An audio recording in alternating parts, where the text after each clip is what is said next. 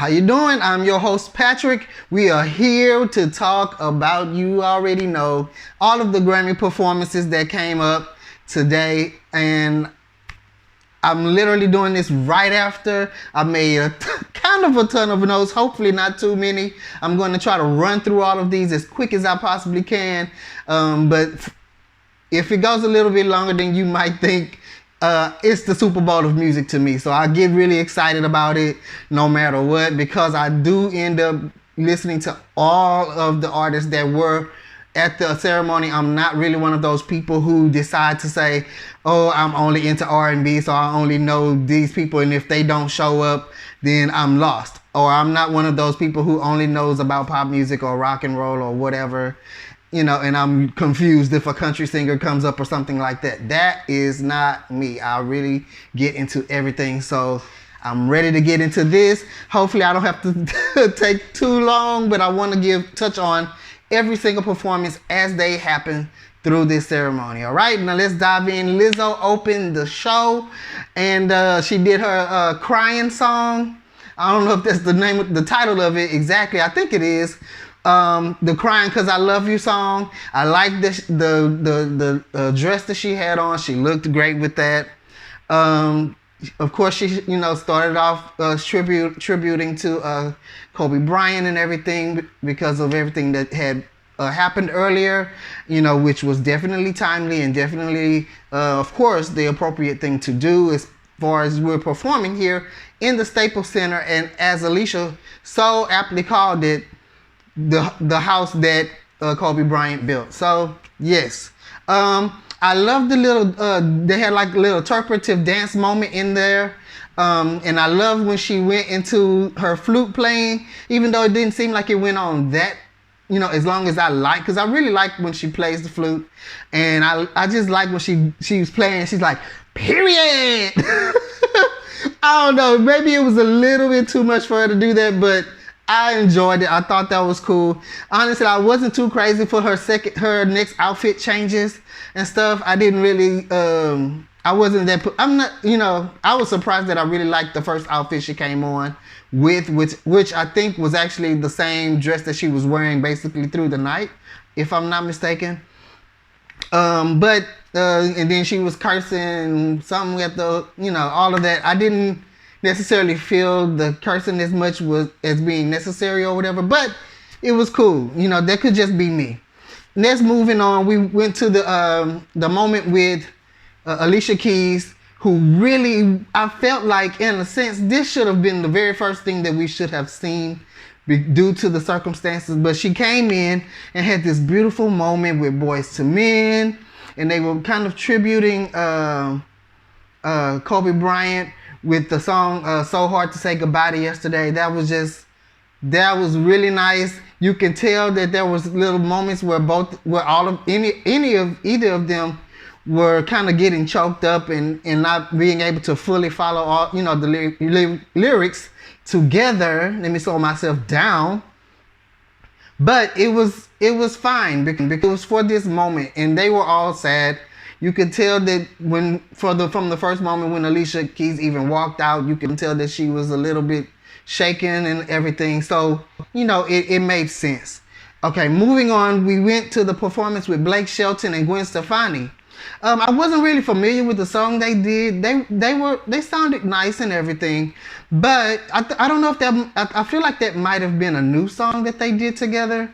It sounded very like ready for the wedding type of songs or something. I don't know if they did that to try to tease us or something as to their own relationship. I don't know.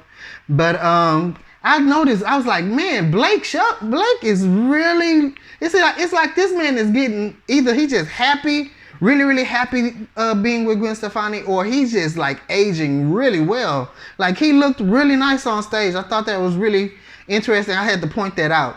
All right, now, I just also have to point out the fact that Alicia Keys was really shining up there with every time she gets behind those, gets there at the piano, you can tell she's right at home, as she would say. She was right in her element, and it was anytime she did get behind that performance, get behind the piano, I loved it. It was like a bright, beautiful light just would come on. It was amazing. All right. So then we moved on to the performance by the Jonas Brothers. I'm really glad that they actually stuck to their usual thing of doing their medleys, because I almost thought that they was kind of not gonna give us any type of exciting or up-tempo type of treatment, because they usually kind of do their little medley thing and they close with a high note. And I really wanted to hear the song Sucker, even though it probably would have been for the millionth time or whatever, but we didn't really get that moment. If you hear any noise in the background, please, I do not know why we got some crazy cats going on around here, and I guess they try to be a heat, and I'm trying to keep myself going with this and staying in the moment because, yeah. All right, so please forgive the, I don't know, the wannabe sexy cats. It's really annoying me right now. It really is annoying me right now. So then we move on to a performance by Tyler, the Creator. And his background singers were Boyz II Men and Charlie Wilson. Okay, so the Boyz II Men and Charlie Wilson, I really think they were lip singing, to be perfectly honest, but it sounded great. They really sounded great. Okay, now they opened up the song with the, and I do believe I've heard that song before, and I like that section of the song, and as I should. When they performed it, I still like that section of the song. Then it went into, I guess, the rap performance that was given by Tyler, the Creator, or whatever, but I literally got confused. When he got started doing his thing, all I got was a bunch of black guys wearing blonde wigs on stage, and I don't know what it was about. I was trying to really follow and catch his lyrics to see what he was talking about. I could not. It just didn't work for me. And I was really frustrated at the fact that it didn't work for me.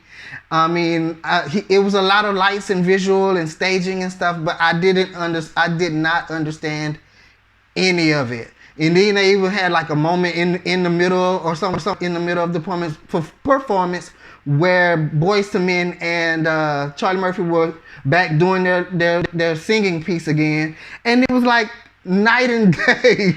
Was that the point? I don't know, because they started back singing their piece again, and that's when I started really feeling like, in the beginning I thought that they were singing for real, but when I heard it come back again, I was thinking, okay, I think they're lip singing, but I'm cool with it because everything else that was going on, I don't know. I felt like if it wasn't for Boyz II Men and Charlie Murphy being up there on that stage with that singing vocals, the vocals that they provided, to me everything else was a wash. I'm just being honest.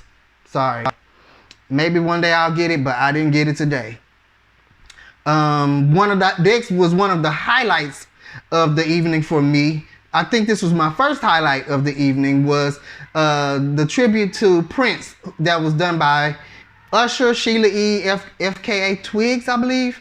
I'm always happy to see Usher on stage doing his thing, and even though the tribute was like 4 years later, I was so here for it. I was pleased. I don't know about you. I was happy to see the tribute to Prince, and I was so happy that it was Usher, and I think that he did a very good job at just doing it. He had his little choreography and everything. I liked it. Moving on, the next performance was Camila Cabello. I kind of wish that she would have performed her song Feel It Twice from her Romance album. I really like that song, but she didn't. And she was singing to a guy that was in the audience, and I don't know who that guy was. So was that her dad? I was lost. So I don't know. I think I might have missed something. I don't know if they said.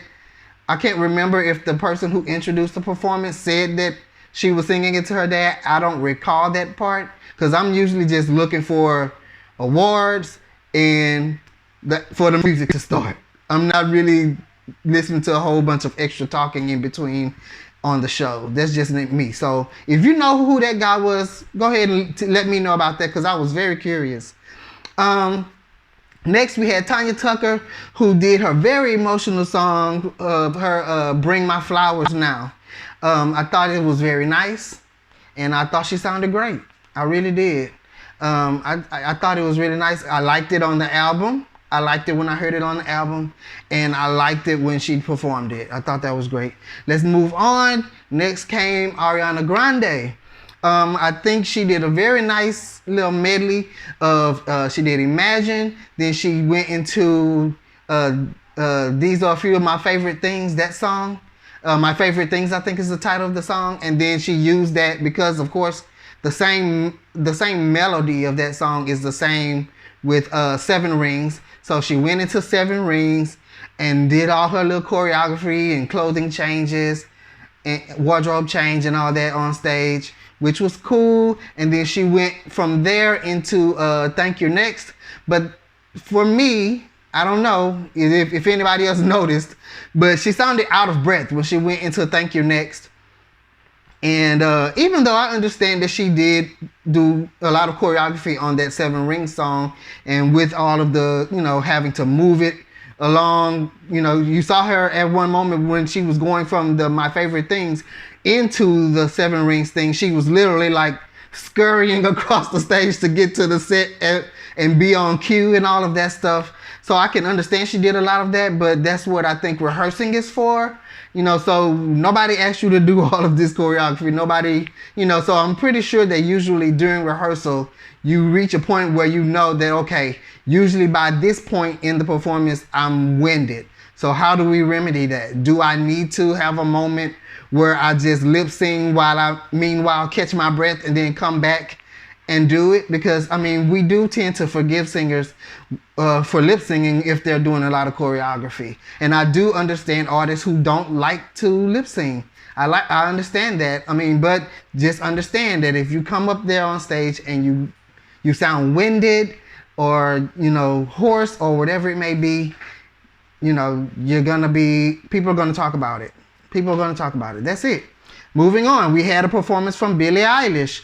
I was happy that she did perform my favorite song from her album, which is not Bad Guy.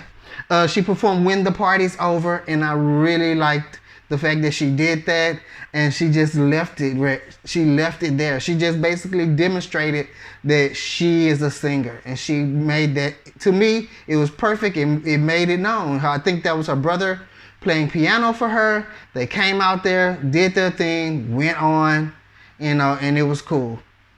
The next performance was the whole Aerosmith thing. Look, I'm sounding like Ariana Grande now, losing my breath, losing my voice.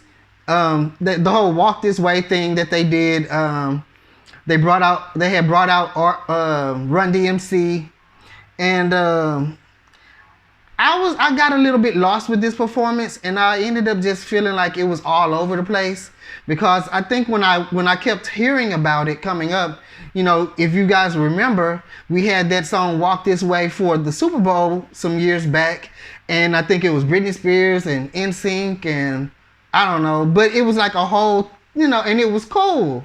And so when I heard that they were doing this whole Aerosmith thing again, and they kept talking about Walk This Way and all that, in the promo of it, and people that were mentioning it during the show, I was expecting something like that. And I guess maybe they were trying to do that, but for me, it just, I don't know. I don't know. What do you think? It felt honestly all over the place for me. Once the Run DMC thing started, it just kind of just went everywhere. I don't know. I think I would have been just fine with Aerosmith just doing their own medley thing and just leaving it at that. I would have been fine. Okay? Because we are, the lead singer from Aerosmith, his voice already is, taking a toll and doing some other things. So I would have been fine, though, to just hear him do his thing and give us those legendary songs that we all love, so that would have been fine. Next, we had one of my second highlight of the evening came when the whole Old Town Road, I called it a super remix. We had Lil Nas X, we had BTS, we had the Yodeling Kid, we had Billy Ray Cyrus, I thought it was real. I thought it was lit. I thought it was everything. I really enjoyed that.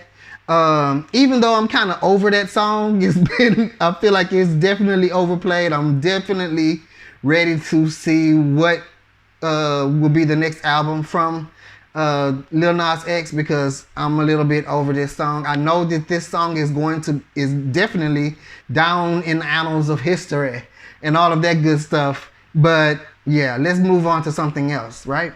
So, and then right after that, I was hit with another highlight performance of the evening for me that almost brought me to tears. Almost. Demi Lovato. She had to restart her performance, by the way. You know, she had like a little rough vocal start there. However, you could see, like, she just had tears.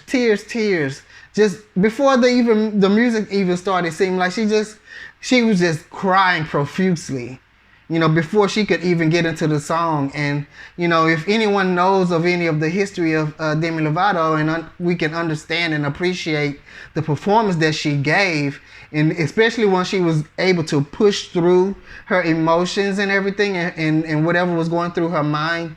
And she just delivers some awesome vocals that I feel she always does.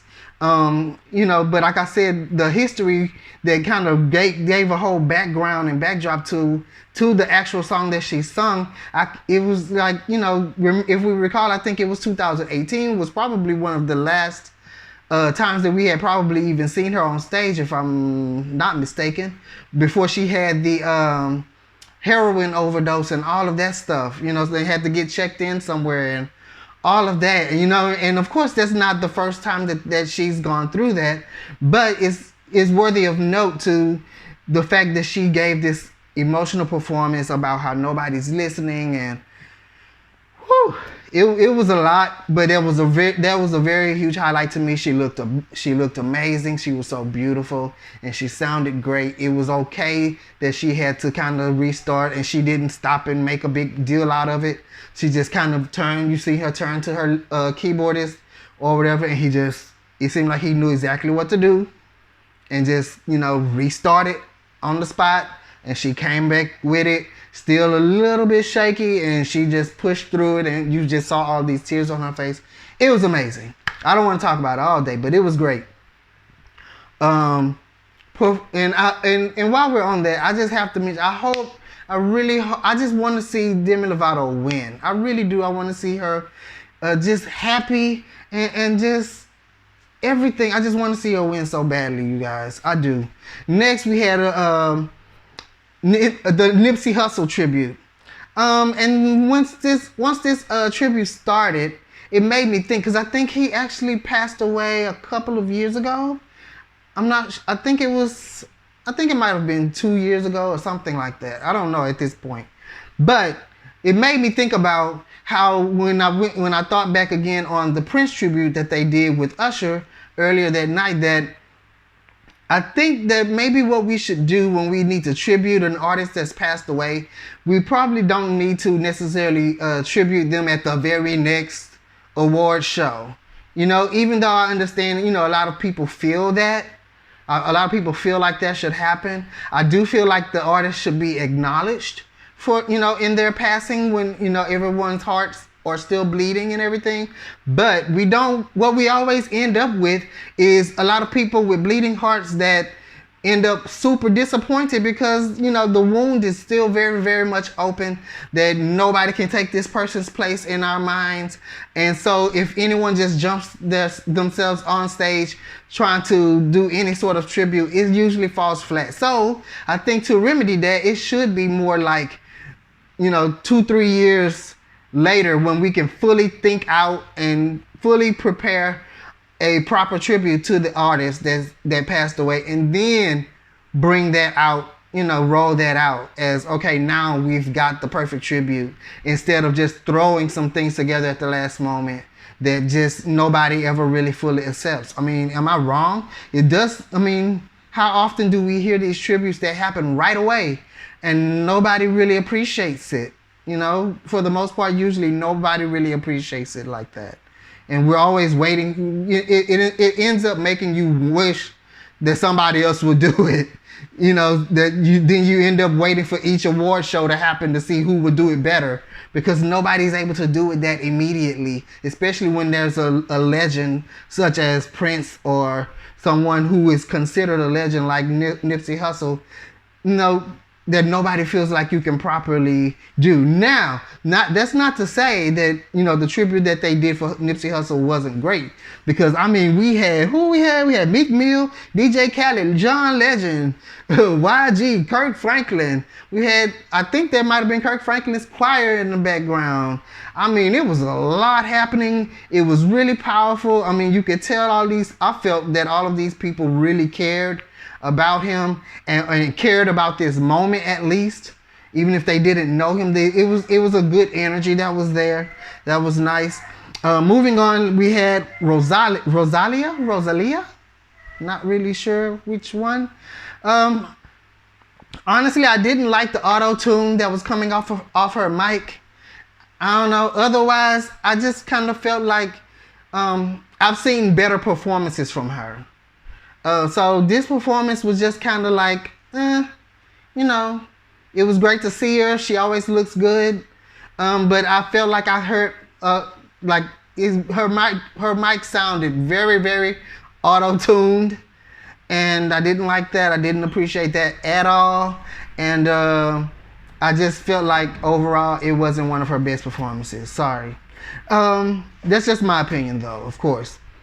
Next, we had Alicia Keys on stage with Brittany Howard. They're doing her new song, Underdog, which I actually feel like it was a very nice song. I feel like they've generally kept it simple in the stage presence of it. I really love that because the song just kind of, you know, built up on its own. It just kind of builds and builds and builds. And then I think by the end, she's like on this small, like this little circle stage that was risen above. And, you know, she's doing the little last moments of the song. It was nice. And that was a good little moment. Next we had, I don't like calling this artist her. I like to just, because her name isn't just spelled without the periods in between. So I just like to say H-E-R, because I do believe that it stands for something. So I don't just like to run over the fact that this is H-E-R. You know, I don't like to do that because I think it's that way for a reason. So anybody who wants to look that up and understand what H-E-R is all about, then that's something that I think that she would want you to do. Okay, now scenes for me, the live performances that she does are actually slightly better than what you hear on the album. For me, vocally, she doesn't do it. I'm just being honest. She doesn't really do it for me. I do love her singing though. I do feel like she looks very sexy once she gets her guitar out and she's like rocking it out. And she gave us a little bit of that and then she just took it away and went back, I think, to the piano. But I really, really, really love her behind the guitar. I really like that. But vocally, she just seems to just always stay on the safe side. And I think that that's why it just doesn't really do anything for me. Because she never really does, like, it seems like maybe she doesn't have a certain range. I don't know. Or maybe she just don't want to. I don't know. Anyway, we're going to move on. Next, we had an artist that I didn't really catch her name. I think it was a country singer. She was shouting out John Prime for his lifetime achievement deal. That was just a little moment. I kind of missed the very, very beginning of it, so sorry. I think the broadcast I was watching actually is the blame, because they came back from commercial and it was literally in the middle of her performance and I was screaming because I want to see everything. So that's how I didn't really catch her name, because it came back from commercial break right in the middle of her performance from my broadcast, and I don't know why. Okay, so I hope I didn't miss too much with that. So next we had Gary Clark Jr. performed, and I don't know why, but I was actually pleasantly surprised that he was actually on the Grammy stage. I mean, I heard his album. It was cool. It wasn't really my type of stuff that I would just really, really like feel like I'm gonna repeat this and repeat this. You know, it was just like it was great for what it was, and then I moved on. You know, so I was really a bit surprised that they had him on stage, even though I thought it was cool. I thought it was great he had that opportunity. So congrats to Gary Clark Jr. All right, and then we had the last performance that came in after they did all of the tributes to the all of the industry people that we lost during the year, which was it felt like it was so long. It was so much. I was like, man, they may as well just stop and just say, listen, a lot of people left us. Let's just, because it was going on and on and on and on and on. It kept going. It just wouldn't stop till the break of dawn. That's how I felt. But we went into, I think this was called the like music education. I've never seen such thing, to be honest, or never heard of such thing done on the Grammy stage. But it was cool. We had it was. I don't know why they chose the song, the Sing the Body Electric. I think I might have missed something about that, because I think they were trying to explain something about whatever, but it just went over my head. And next thing I know, Camila Cabello's coming on stage, starting off the song Sing the Body Electric, which she sounded to me a lot like pretty close to the actual original singer of that song. And I was like, okay, she was doing it. I don't know what happened with her hair though on that moment, but it was a little distracting. But she sounded good. And then let's see, I had to make notes because it was so many people. But it was this was actually my last highlight of the night, and it was the last performance of the night. So I guess they did a good job by making it the last to close out the show with. So after Camila Cabello came out, we had Cyndi Lauper, which I feel she looked really great. She sounded good. We had Ben Platt, who I didn't feel like was sounding the best as I've heard him. I've heard him sound really excellent before, but I don't know. It just felt like they just kind of threw him into a moment and he wasn't all the way ready, but he kind of was, you know what I mean? Something like that. Then we had I believe they called them the War Treaty. I never heard of them actually. It was a black male and female. They were like harmonizing together. They sounded really great. I need to look them up because I was like, who are these people? Then we had Gary Clark Jr. showing up on the scene. He didn't sing from what I noticed. He was just kicking butt on that guitar though. He was killing that. Maybe they should have brought out HER and let her whip out her electric guitar or something for a moment. That would have been crazy. This was already crazy. Maybe that would have been crazier. Okay, then we had some Misty Copeland. I had never really heard of her. I think she was doing ballet. They made notice on the screen that this was her first Grammy performance. So kudos to her for that. Then we had the Debbie Allen Dance Academy represented on stage. They were killing it. I mean, it was cool. And I missed the name of the actual the choral group that was singing. They were sounding great. I mean, it was just like, it was a lot. It was a lot. Common came through with a nice rap to the song Sing the Body Electric. It was like, I keep saying it, but it was a lot. It was a lot because it was so many other notable people throughout that I just didn't catch everything, and I didn't necessarily know all of these different people. I think they pointed out like other like jazz pianists and all kinds of people that were on the stage. It was just a lot. Sorry, I'm not gonna say it anymore. It was a great performance to me. That was a maybe not perfect, but it was a great way to end the night. I enjoyed the show, and everybody usually complains the show is so long and whatever, but I love it. It's always my Super Bowl of music to watch, and I enjoy sitting there for every bit of it. And even if they were gonna go overtime, I would have been still glued to my seat watching it. So hopefully you enjoyed the show. What did you think about the performances? Am I wrong on a lot of my commentary? I don't know. As long as you don't curse me out and talk to me crazy, we can roll with the discussion in the comment section. And definitely go ahead and subscribe to the channel if you haven't already. We like to do these discussions about music in forms of even reaction videos and just anything. You can leave your suggestions for different things that you would like to see discussed or whatever on this channel. I love taking those things into consideration and to discuss them with you as well. So all of that good stuff. I'm glad. I'm happy. If you haven't seen, if you wanted to hear about we did a prediction video. If you want to watch that, the link for that is in the description section. And we also did a discussion about all of the awards, that actually how it all panned out, and we put that into a separate video. Since this is such a long show, I didn't want to include all of that together. I feel like, you know, there are people who just love to hear about the actual awards versus some people who just love to hear about all of the performances. So that's why we have two separate videos. Hopefully you will enjoy them both, or enjoy this one. But until the next video we release, all right? Peace.